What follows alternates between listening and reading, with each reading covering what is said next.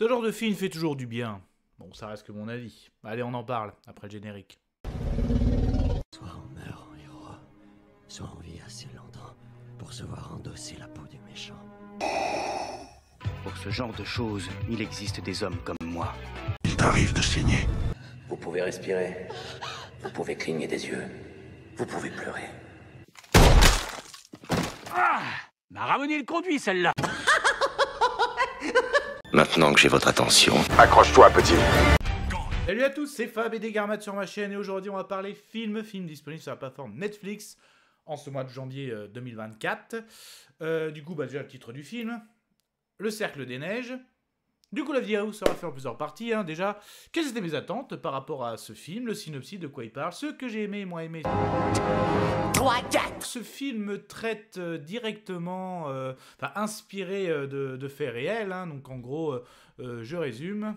Donc en 1972, le vol 571 de l'armée de l'air uruguayenne qui transporte à son bord une équipe de rugby d'Uruguay direction le Chili, donc ils doivent passer par la cordillère des Andes. Malheureusement, ils s'écrasent dans ces fameuses Andes.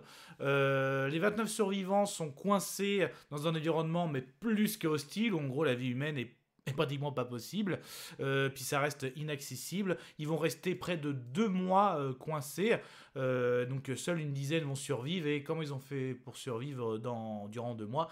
Notamment ils ont eu recours au cannibalisme, voilà. Donc c'est tiré de faits réels, donc c'est pour ça effectivement, même si j'ai dit sans spoiler, techniquement moi c'est le cas, j'ai regardé le film où je connaissais déjà l'histoire. En plus, déjà dans 93, il me semble, enfin en tout cas dans les années 90, moi j'avais déjà vu le film Les Survivants. Donc par rapport aussi à mes attentes, donc là Netflix en gros voulait vous nous donner sa version, ok.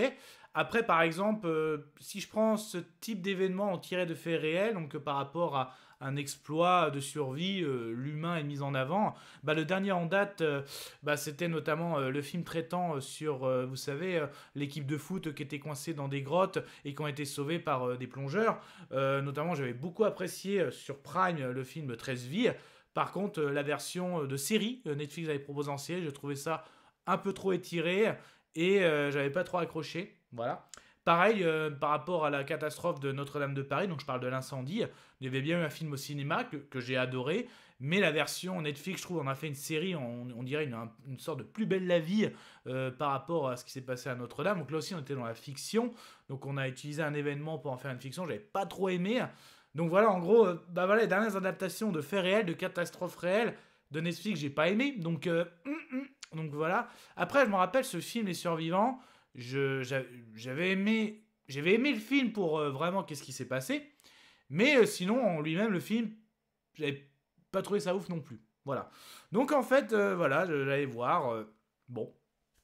Du coup le synopsis, que j'ai vraiment besoin de le rappeler, concrètement c'est du biopic, on retrace vraiment tout ça, donc c'est pour ça, autant y aller. Donc qu'est-ce que j'ai aimé, qu'est-ce que j'ai moins aimé. Avant qu'on commence, quelqu'un veut peut-être sortir?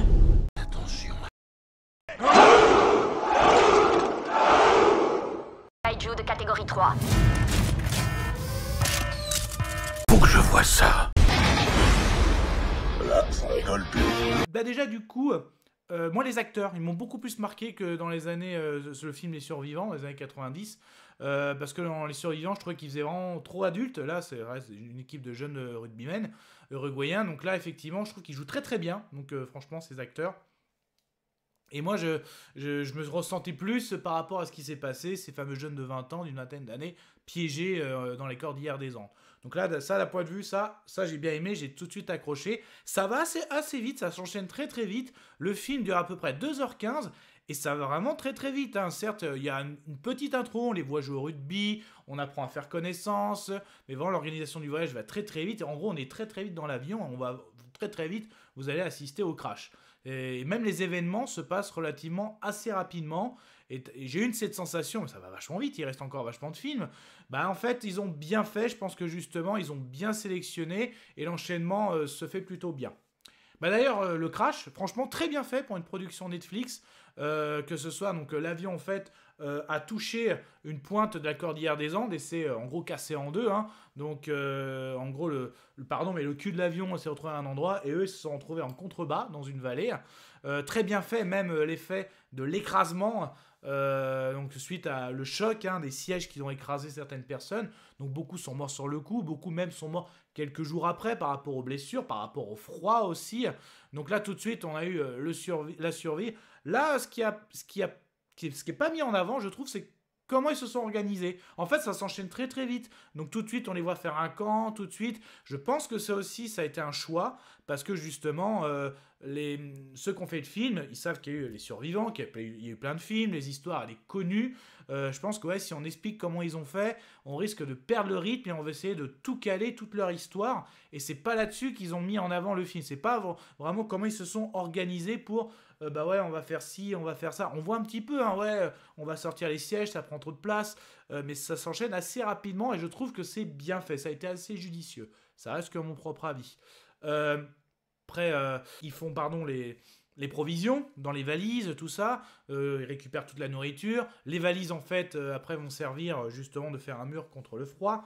Ensuite, la partie vraiment sur le cannibalisme, là pareil, ce que j'ai bien aimé, c'est pas vraiment un film malsain. Non, vous allez pas les voir dépecer du cadavre comme ça, vous n'allez pas les voir manger. Non, justement, ça c'est très intéressant parce que vraiment ils sont allés au bout du bout, ils étaient vraiment affamés. C'est pas le choix, si on ne mange pas, on va mourir. Même justement, ils urinaient noir, comme ils disent, on pisse noir dans la neige, je reprends leur expression là.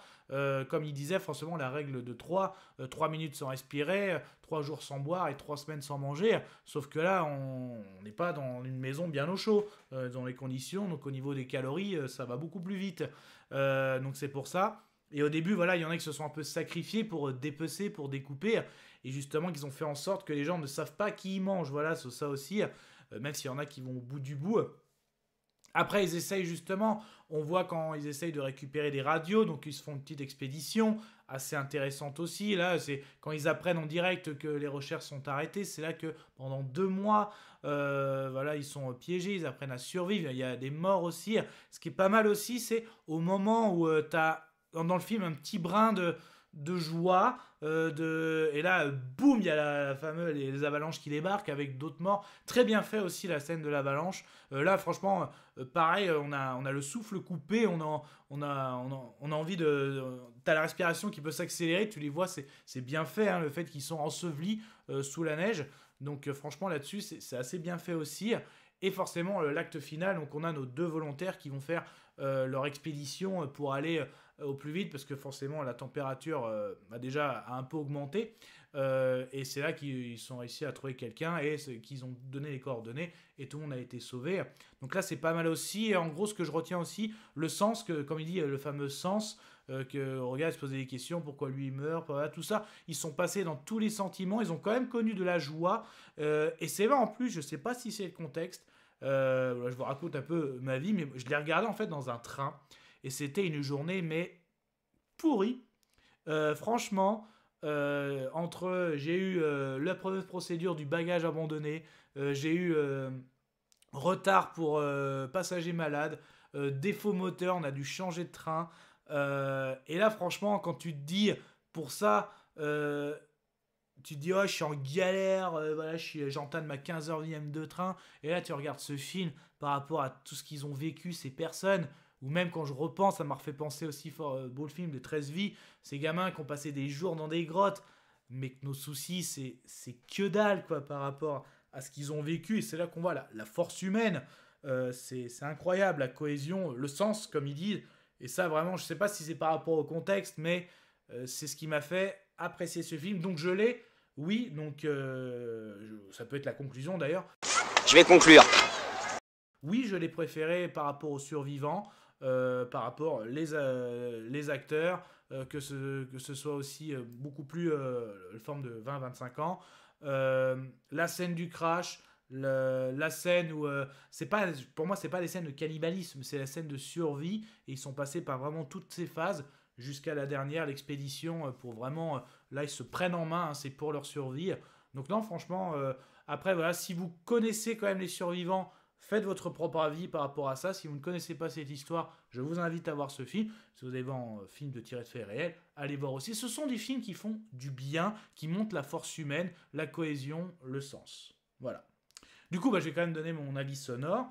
Et pour moi, je vais quand même, je vais mettre ça. Je suis content, je vomis. Et là, je suis hyper content. Et ça, ce n'était que mon avis. Faites votre propre avis. À vous de juger. Et puis n'hésitez pas à vous promener sur la chaîne, hein. Donc il y a des playlists tirées sur des faits réels, hein, même sur du sauvetage, bien sûr. En tout cas, prenez soin de vous, que ce soit devant plateforme de streaming, VOD, DVD, Blu-ray, tout type d'écran. N'oubliez pas la toile de cinéma. Et prenez soin de vous. Kenavo. Je vous souhaite une agréable soirée. Désolé pour le bordel. Au revoir.